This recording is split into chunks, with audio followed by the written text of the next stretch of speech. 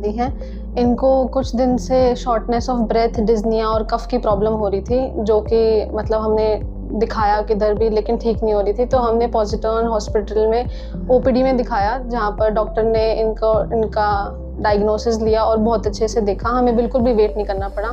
फिर इनका एडमिशन हो गया 2 दिन पहले, और उसके बाद से सारे डॉक्टर्स, नर्सिंग स्टाफ और जो हाउसकीपिंग है, जीडीएस हैं, सारे के सारे डिपार्टमेंट जो पॉजिट्रॉन का है वो हमारा बहुत अच्छे से ध्यान रख रहा है। इनके टाइमली टेस्ट हो रहे हैं, ट्रीटमेंट हो रहे हैं, ब्लड सैंपल्स लिए जा रहे हैं, और हम पॉजिट्रॉन की फैसिलिटी से बहुत ज़्यादा खुश हैं। हम यहाँ के डॉक्टर्स को और सारे स्टाफ को थैंक यू बोलना चाहते हैं।